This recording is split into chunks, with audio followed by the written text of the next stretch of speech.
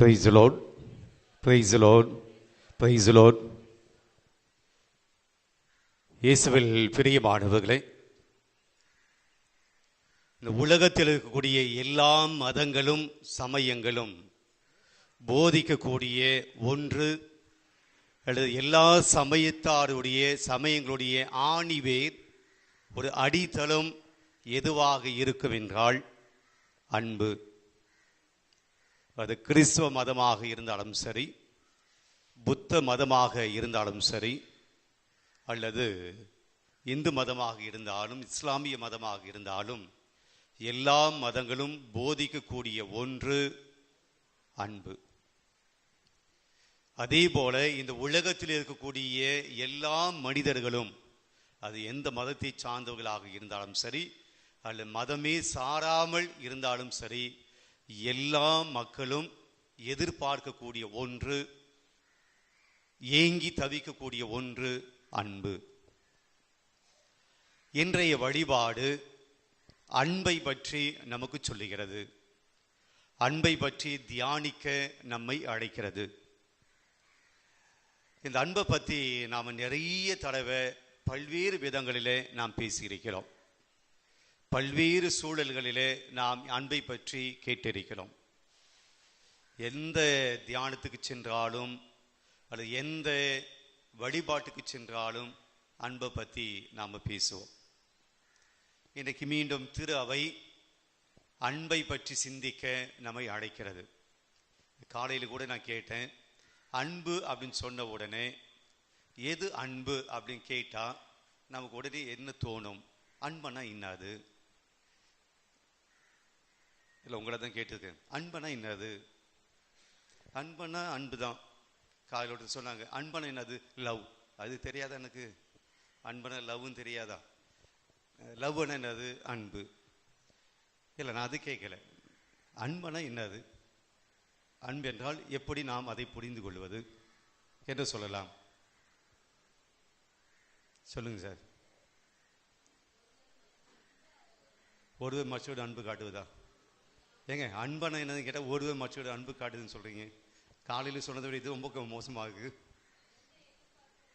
எந்த எதிர்பார்ப்பும் இல்லாமல் உதவி செய்வது, எந்த எதிர்பார்ப்பும் இல்லாமல் உதவி செய்வது தான் அன்பு. ஓகே, வேற என்ன? ஒருத்தர் பதில் சொன்னால் மற்றவங்களாம் சொல்ல மாட்டீங்களா? உங்களுக்கு அன்பனை என்ன படுது சொல்லுங்கம்மா. தாய் குழந்தையிடம் காட்டுகிற பாசம். இப்போ மற்றவங்களாம் செய்கிறதெல்லாம் அன்பு கிடையாதா? ஃப்ரெண்டு கிட்ட காட்டக்கூடிய பாசம் அன்பு இல்லையா? தேங்க்யூ. வேற என்ன எப்படி சொல்லலாம்? அன்பனா என்னது சொல்லுமா? என்ன வாட்டி? ஒருத்தர் முடியாமல் படுத்துருக்காங்கன்னா அவங்களுக்கு போய் பணி செய்வது அன்பு. ஓகே, பிரியமானவர்களே, இதுதான் அன்பு, இதுதான் அன்பு அப்படின்னு சொல்லி திட்டவட்டமாக கோடிட்டு ஃப்ரேம் பண்ணி இதுக்குள்ள அன்பை நம்ம வச்சு பார்க்க முடியும். ஒவ்வொரு சூழலுக்கு ஏற்றா போல் இந்த அன்பு மாறுபடுகிறது. இன்றைய நாம் படித்த வாசகங்களுடைய அடிப்படையில் அன்பு என்றால் ஒரு 3 காரியங்கள் இன்றைய வாசகம் நமக்கு சொல்லக்கூடிய, இந்த பகுதிகள் நமக்கு சொல்லக்கூடிய ஒரு 3 காரியங்கள், அன்பை பற்றி 3 காரியங்கள். காலையில் நான் கேட்கும்போது சொன்னாங்க, இரக்கம், பரிவு, உதவி செய்வது, தன்னலம் இல்லாமல் இருப்பது அப்படின்னு சொல்லி பல்வேறு பதில்கள் காலையில் சொன்னாங்க. நான் அப்போதும் சொன்னேன், இந்த எல்லாமே சரிதான். அதே போல இப்போ நீங்கள் சொன்ன எல்லாமே சரியான பதில் தான், தப்பெல்லாம் கிடையாது. ஆனால் இன்றைய வாசகத்தை வைத்து நாம் அன்பென்னா என்னது அப்படி பார்த்தோம் என்றால் ஒரு 3 காரியங்கள் இன்றைய வாசகத்திலிருந்து நாம் பெற்றுக்கொள்ள முடியும். ஒன்று, முதல் வாசகத்தில் இருந்தும் நற்செய்தி வாசகத்திலிருந்து பார்க்கக்கூடிய அன்பை பற்றிய ஒரு தன்மை, அன்பை பற்றிய ஒரு பண்பு என்னது அப்படின்னா, முதல் வாசகம் பவுலும் பர்னபாவும் 3 இடங்களுக்கு போகிறார்கள். அந்த 3 இடங்களுக்கு போயிட்டு அவர்கள் நற்செய்தி போதிக்கிறார்கள். இறை வார்த்தை என்ன சொல்லுது அப்படின்னா, முதல் வாசகத்தில் அவர்கள் மீண்டும் அந்த இடங்களுக்கு திரும்பி வந்தார்கள் அப்படின்னு சொல்லுது. அப்போ திரும்பி வந்தார்கள் அப்படின்னா என்ன அர்த்தம்? ஏற்கனவே அவங்க அங்கிருந்து போயிருக்கிறாங்க. நீங்க திரும்பி எங்க போவீங்க? திரும்பி எங்க போனீங்கன்னா சந்தேகமா வீட்டுக்கு போவீங்க. திரும்பி வீட்டுக்கு போறீங்கன்னா நீங்க எங்கிருந்து வந்தீங்க அர்த்தம், வீட்டுல இருந்து வந்தீங்கன்னு அர்த்தம். வேதம் சொல்லுகிறது, முதல் வாசம் சொல்லுகிறது, அவர்கள் செசிலியா, பம்பிலியா, அந்தியோக்கு ஆகிய நகரங்களுக்கு திரும்பி சென்றார்கள் அப்படின்னு தொடங்குது. அதுக்கு பின்னாடி தான் நாம் வாக்கியங்களை பார்க்கிறோம், வசனங்களை பார்க்கிறோம்.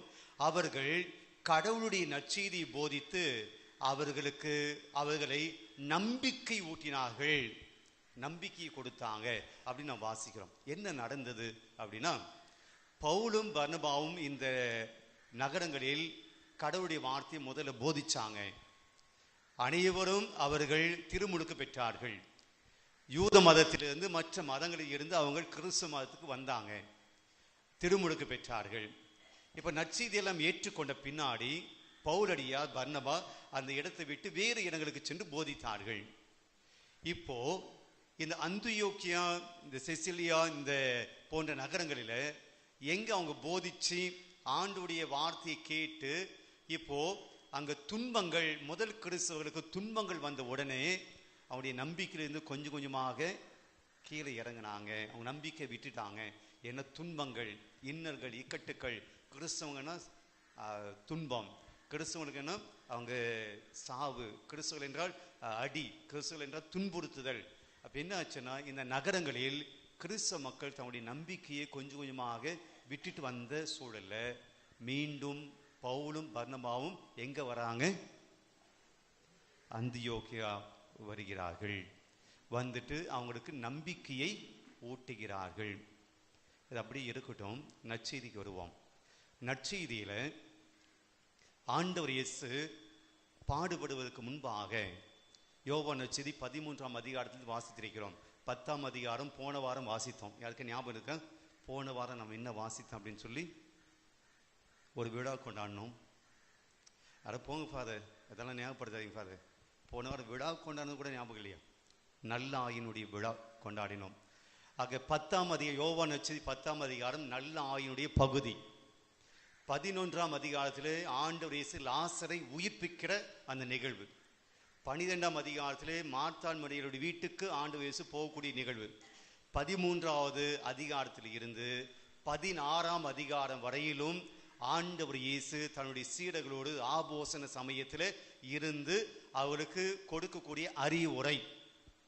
சாலமோன் பெரிய 13, 14, 15, 16, 17ஆம் அதிகாரம் வரையிலும் நீங்க பார்த்தீங்கன்னா ஆண்டவர் ஒரே மறையுரையை கொடுத்தார். எத்தனை அதிகாரங்கள்? கிட்டத்தட்ட 4 அதிகாரம். 4 அதிகாரம் நீங்க படிச்சீங்கன்னா எவ்வளவு நேரம் ஆகும் தெரியுங்களா? கிட்டத்தட்ட 3/4 மணி நேரம் ஆகும் அந்த 4 அதிகாரம் படிச்சு. இயேசு நீளமான ஒரு மறையுரையை தன்னுடைய சீடர்களுக்கு ஆபோச நேரத்தில் கொடுக்கிறார். இன்னைக்கு அது தொடங்குது. 13ஆம் அதிகாரத்தில் ஆண்டவர் இயேசு சீடர்களுடைய பாதங்களை கழுவுகிற நிகழ்வு. அந்த பாதங்கள்லாம் கழுவிட்டு இன்னைக்கு ஆண்டவர் சொல்றார், நீங்கள் ஒருவர் மற்றவரை அன்பு செய்யுங்கள். புதியதோர் கட்டளை உங்களுக்கு நான் கொடுக்கிறேன், ஒருவர் மற்றவரை அன்பு செய்யுங்கள். அதோடு நிப்பாட்டல, நான் உங்களை அன்பு செய்வது போல நீங்கள் ஒருவர் மற்றவரை அன்பு செய்யுங்கள். என்ன கான்டெக்ட் தெரியுங்களா? என்ன சூழல் தெரியுங்களா? இயேசு பாடுபட போகிறார். அவர் காட்டி கொடுக்கும், அங்கே தான் இருக்கணும். காட்டி கொடுத்தவன் தான் இப்போ வெளியே போன உடனே இந்த பகுதி வருகிறார். காட்டி கொடுக்க வெளியே போயிட்டான். நீங்கள் என்னை விட்டு ஓடி போயிடுவீங்க, நான் சிலுவையிலே மறிக்க வேண்டியிருக்கும், நீங்கள் பயந்து கொண்டு இருப்பீர்கள், உங்களை துன்புறுத்துவாங்க. அந்த சமயத்தில் நீங்கள் தனித்தனியாக ஓடிடாதீங்க. நீங்கள் எப்படி இருக்கணும்? ஒருவருக்கு ஆறுதலாக இருக்கணும், ஒருவருக்கு நம்பிக்கை கொடுப்பவராக இருக்க வேண்டும், ஒருவருக்கு துணையாக பக்கபலமாக இருக்க வேண்டும். இப்போ முதல் வாசகம் 2வது வாசகம் கனெக்ட் பண்ணி பார்ப்போம். என்னன்னா, பவுலடியார் பர்னபா முதல் கிறிஸ்தவங்களுக்கு நம்பிக்கையை கொடுக்கிறார். அஞ்சாதீங்க, துன்பங்கள் வரும், துன்பங்கள் மத்தியிலே தான் நம்ம இறையாட்சியை தேடணும்.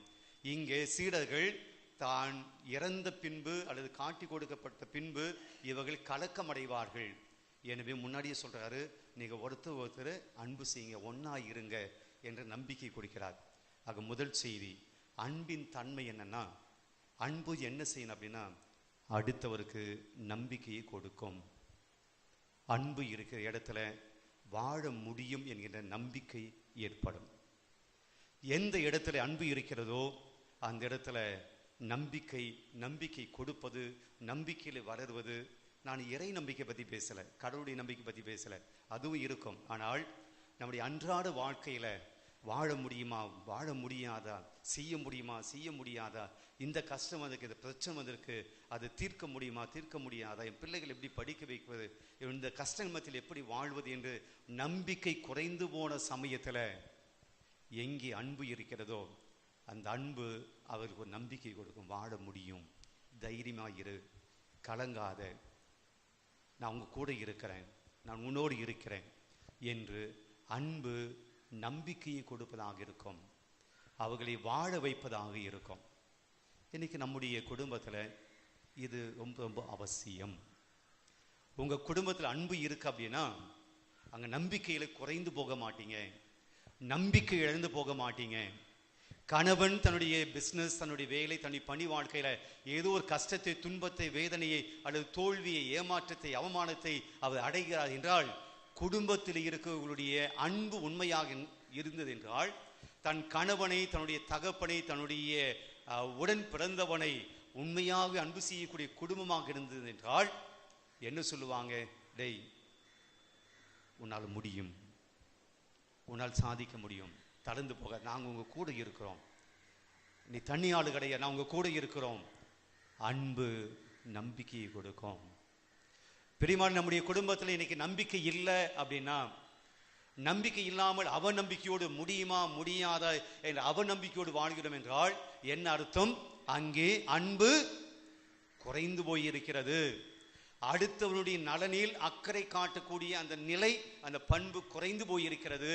அது உன் பிரச்சனை, நீ பார்த்துக்கோ, அது என் பிரச்சனை கிடையாது என்று சொல்லக்கூடிய நிலைமை வந்திருக்கிறது. இன்னைக்கு இயேசு தன்னுடைய அன்பை எப்படி காட்டுகிறார் என்றால், நீங்கள் பயப்படாதீங்க, ஒன்னா இருங்க. அங்கே பர்னபாவும் பவுலும் எப்படி தங்களுடைய அன்பை காட்டுகிறார்கள்? தைரியப்படுத்துகிறார்கள், நம்பிக்கை கொடுக்காங்க. பிரியமானவர்களே, யார் ஒருவர் நம்பிக்கை நமக்கு கொடுக்கிறாரோ அவர் நம் மீது அன்பு கொண்டிருக்கிறார் என்று அர்த்தம். நாம் யாருக்கு ஒருவருக்கு நம்பிக்கை கொடுக்கிறோமோ நாம் அவர் மீது நம்முடைய அன்பை வெளிப்படுத்துகிறோம் என்று அர்த்தம். அன்பு இருக்கக்கூடிய இடத்துல அவநம்பிக்கை இருக்காது, அன்பு இருக்கக்கூடிய இடத்துல சந்தேகம் இருக்காது, அங்கே நம்பிக்கை இருக்கும். யோசிப்போம், நம்முடைய குடும்பத்தில் அன்பு நம்பிக்கை கொடுப்பதாக இருக்கிறது. இரண்டாவது செய்தி செல்வோம். இன்றைய நற்செய்தி வாசகத்தில், இன்றைய 2ஆம் வாசகத்தில் நாம் கேட்டோம். திருவெளிப்பாடாகவும் 21ஆம் அதிகாரத்தில் வாசித்திருக்கோம். கடைசி சாப்டர், கடைசி அத்தியாயம். யோவான் தான் கண்ட காட்சி சொல்ற, நான் விண்ணகத்தில் ஒரு காட்சியை கண்டேன் அதெல்லாம் சொல்லிட்டு அவர் சொல்றாரு, கடவுளுடைய உறைவிடம் மனித நடுவே உள்ளது. கடவுள் எங்க இருக்காரா? மனிதர்.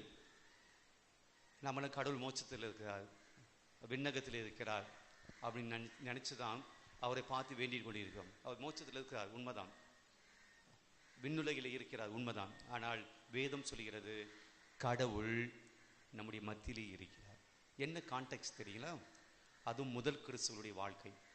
முதல் கிறிஸ்துவங்க நீரோ மன்னன் கிறிஸ்துவனை கொன்று குவித்து கொண்டிருக்கிறான்.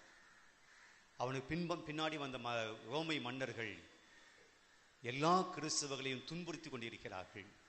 அப்போது இந்த யோவான், திருவெளிப்பாடு நூலை எழுதிய யோவான், அவர் இந்த நற்செய்தியை கொடுக்கிறார். நான் ஆண்டவருடைய காட்சியை பார்த்தேன், அவர் எனக்கு இந்த காட்சியை வெளிப்படுத்தினார். ஆண்டவருடைய உறைவிடம் உங்ககிட்ட இருக்கு, ஆண்டு உங்களை விட்டு போகல, அவர் ஏதோ வானத்தில் இருக்கான்னு நினைக்காதீங்க.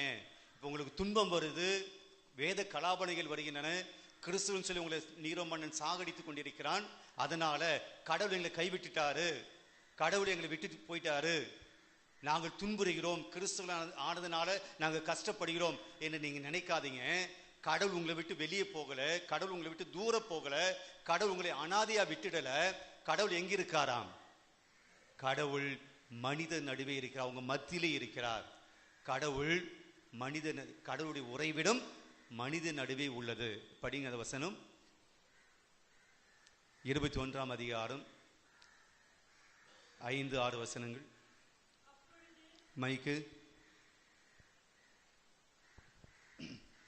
அப்பொழுது அரியணையில் வீற்றிருந்தவர் இதோ நான் அனைத்தையும் புதியது ஆக்குகிறேன் என்று கூறினார்.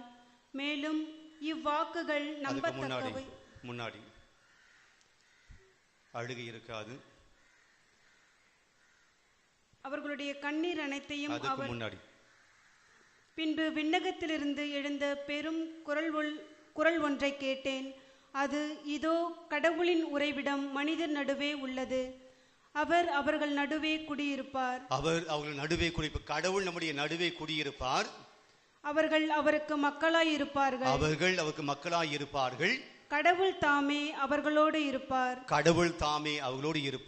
அவரே அவர்களுடைய கடவுளாய் இருப்பார். அடுத்து, அவர்களுடைய கண்ணீர் அனைத்தையும் அவர் துடைத்து விடுவார். இனிமேல் சாவு இராது. துயரம் இராது. அழுகை இராது. துன்பம் இராது. முன்பு இருந்தவை எல்லாம் மறைந்து விட்டன. இதான் காட்சி காண்கிறார். என்ன சொல்றாரு யோவான்? கடவுள் உங்களோடு தானே இருக்கிறாரு. கடவுள் உங்களோட போகல. இந்த வேத கலாபனைகள், துன்பங்கள், இப்படிப்பட்ட சூழ்நிலையில கடவுள் உங்களை விட்டு போகல. கடவுள் உங்களோடு இருக்கிறார். அப்படி உங்களோடு இருக்கிற போது உங்க வாழ்க்கையில் என்ன இருக்காது? சாவு இருக்காது, துன்பம் இருக்காது, துயரம் இருக்காது, அழுகை இருக்காது. முன்பு இருந்தவை எல்லாம் மறைந்துவிடும். என்ன சொல்ல வருகிறார்? கடவுள் நம்பிக்கை கொடுக்கிறார், நம்பிக்கை தருகிறார். நான் உங்களை கண்ணீர் கவலையில் அப்படியே விட்டுட மாட்டேன். நம்பிக்கை. 3 வாசங்களும் இன்றைக்கு அன்பு என்பது என்னவென்றால் அது நம்பிக்கையை கொடுப்பது என்பது நமக்கு சொல்லப்படுகிறது. 2வது செய்தி இங்கிருந்து பார்க்கிற போது, அன்பு செய்கிறவர்கள் அடுத்தவருடைய அழுகையை, துன்பத்தை, துயரத்தை துடைப்பார்கள். அடுத்தவருடைய வேதனையை துடைப்பார்கள். ரொம்ப ஷார்ட்டா அன்பனை என்ன, வாட் இஸ் லவ் அப்படின்னு சொல்லும்போது என்ன சொல்றாங்க? What is love? Love is love, it seeks good of others. அடுத்தவருடைய நலனை எதிர்பார்க்கும், அடுத்தவருடைய நலனில் அக்கறை கொள்ளும். இதுதான் அன்புன்னு சொல்றாங்க. பிரியமானவர்களே, அப்ப அன்பு என்பது நம்பிக்கை. 2வது, அன்பு என்பது அடுத்தவருடைய துன்பத்தை துடைக்கக்கூடியது. ரொம்ப எளிமையா சொல்ல வேண்டும் என்றால் இரக்கம். இருக்கக்கூடிய இடத்துல அன்பு இருக்கிறது. அடுத்தவனுடைய கஷ்டம் என் கஷ்டம் அப்படின்னு நான் நினைச்சேன் அப்படின்னா நான் அன்பு உள்ளவனாக இருக்கிறேன். அடுத்தவனுடைய தேவை என்னுடைய தேவை என்று நான் உணர்கிறேன் என்றால் அது அன்பின் அடையாளம். அடுத்தவனுடைய கஷ்டத்தை பார்க்கிற போது நான் கஷ்டப்படுகிறேன், அவனுக்காக நான் கஷ்டப்படுகிறேன் என்றால் அது அன்பின் அடையாளம்.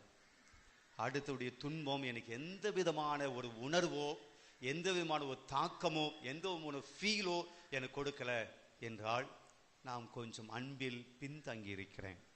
ஆக 2வது அன்பின் தன்மை என்னவென்றால் இரக்கம் உடையது. நாம் இறங்கி வருவோம், நம்முடைய இரக்கத்தை வெளிப்படுத்துவோம். 3வது பிரியமானவர்களே, வாசங்களிலிருந்து நான் எடுக்கல, காமனாக நான் சொல்றேன். ஏனென்றால் இன்னைக்கு அன்புக்கும் அன்பை புரிந்து கொள்ளக்கூடிய விதத்தில் நிறைய குளறுபடிகள் இருக்கிறது. லவ் எல்லாமே பேசிக்கிறோம், ஐ லவ் யூ சொல்றோம். பிரியமானவர்களே, அன்புக்கும் அட்ராக்ஷனுக்கும் வித்தியாசம் உண்டு. Love and affection and attraction வித்தியாசம் இருக்கிறது. இன்றைக்கு நிறைய இளைஞர்கள், வாலிபர்கள், ஏன் பெரியவர்கள் கூட, நாம் கூட பல சமயத்தில் அன்பு என்பதை நாம் அட்ராக்ஷனாக புரிந்து கொள்கிறோம். என்ன வித்தியாசம்? எது உண்மையான அன்பு இல்லை அப்படின்னா, என்னை அன்பு செய்கிறவர்கள் என்னை சந்தோஷப்படுத்தணும், என்னை அன்பு செய்கிறவர்கள் என்னை சந்தோஷப்படுத்தணும். என் கணவன் என்னை அன்பு செய்கிறார் என்றால் அவர் என்னை சந்தோஷப்படுத்தினால் அவர் என்னை அன்பு செய்கிறார் என்று அர்த்தம் அப்படின்னு மனைவி நினைச்சார். அல்லது மனைவி என்னை சந்தோஷப்படுத்துகிற போதுதான் என் மனைவி என்னை அன்பு செய்கிறாள் என்று நான் புரிந்து கொள்கிறேன் என்றாள். என்னுடைய அப்பா அம்மா என்னை அன்பு செய்கிறார் என்றால் எதையாவது கொடுத்து என்னை மகிழ்ச்சி படுத்த வேண்டும். அப்படி மகிழ்ச்சி படுத்துகிற போதுதான் அவர்கள் என்னை அன்பு செய்கிறார்கள் என்று பிள்ளைகள் நினைத்தாள். இது அன்பு அல்ல, அன்பு கிடையாது. மாறாக அன்பு என்பது என்னவென்றால், என்னோடு இருக்கிறவர்கள், என்னுடைய அன்பிலே வாழ்கிறவர்கள் என்னால் மகிழ்ச்சி அடைய வேண்டும். என்னை அன்பு செய்வதனால் அல்லது நான் அன்பு செய்வதனால் என்னோடு இருக்கிறவர்களுக்கு நான் மகிழ்ச்சியை கொடுப்பதுதான் உண்மையான அன்பு. ஆனால் இன்னைக்கு உலகம் எப்படி இருக்கு? நீ என் ஃப்ரெண்டா இருந்தா நான் நினைக்கிறபடி நீ நடந்துக்கணும், நான் எதிர்பார்க்கிறபடி நீ பேசணும், நான் நினைக்கிறபடி நீ வரணும், நான் கூப்பிடுற நேரத்தில் நீ வரணும், நான் கூப்பிடுற இடத்துக்கு நீ வரணும். டிமாண்டிங், அது அன்பு அல்ல, அது ஏமாற்றுத்தனம். எனக்கு இது குடும்பத்திலே நடந்து கொண்டிருக்கிறது. உண்மையான அன்பு, நீ உண்மையிலே என் அன்பு செஞ்சா நீ இது செய்யணும். கேட்குறமா இல்லையா? கணவனை பார்த்து மனைவியோ, மனைவி பார்த்து கணவன், if you really love me please you get it for me. நீங்கள் இது பண்ணாதான் அன்பு செய்கிறீங்க. அன்பு டிமாண்ட் பண்ணாது, இதை வாங்கி கொடுக்கணும், இதை செஞ்சு தான் ஆகணும், இது பண்ணி தான் ஆகணும் என்று டிமாண்ட் பண்ணாது. 2-3 நாளைக்கு முன்னாடி ஒருத்தரோடு நான் பேசி கொண்டிருந்த போது அவங்க சொன்னாங்க, அன்பை பற்றி அப்படி பேசி கொண்டிருக்கிற போது அன்பை பற்றி கேட்டுக்கும் போது நான் சொன்னேன், அன்பு ஒரு சின்ன கவுன்சிலிங் தான், அதில் அன்பு இருந்தால் பொசசிவ்னஸ் இருக்கும் ஃபாதர் சொன்னாங்க. நான் சொன்னேன், அன்பில் பொசசிவ்னஸ் இருந்தால் அது அன்பு கிடையாது. இவர் எனக்கு மட்டும்தான் என்று எந்த அன்பு சொல்கிறதோ அது அன்பு அல்ல. அன்பு பறந்து விரிந்தது. இன்றைக்கு நாம் அப்படிதான் நினைக்கிறோம். ஒரு மனைவி கிட்ட நீ என் அன்பு செய்கிற அப்படின்னா என் அன்பு செய். அப்பா அம்மா சொந்தக்கார உடன் பிறந்தவங்களாம் வரக்கூடாது, என் வீட்டுக்கு வரக்கூடாது, வர வைக்கக்கூடாது. அப்படி இருந்தால்தான் நீ என்னை அன்பு செய்கிறாய் என்று ஒரு கணவன் தன்னுடைய மனைவி பார்த்து சொல்லுகிறார் என்றால் இட்ஸ் a selfishness. பிரியமானவர்கள், பல சமயத்தில் நம்ம குடும்பங்களில் தான் நடக்குது.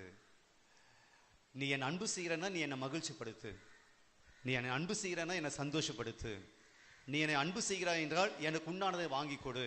டிமாண்டிங் அன்பு கிடையாது, சுயநலம். அது அன்பு என்பது என்னன்னா, ஒருவர் என்னோடு இருக்கிற போது நான் என்ன நினைக்கணும், என்னை சுற்றி இருக்கிறவர்கள் என்னால் மகிழ்ச்சி அடைய வேண்டும், என்னால் சந்தோஷப்பட வேண்டும் அப்படின்னு நான் நினைக்கிறேன் இல்லையா, அதுக்கான காரியங்களை நான் செய்கிறேன் இல்லையா, அதுதான் அன்பு.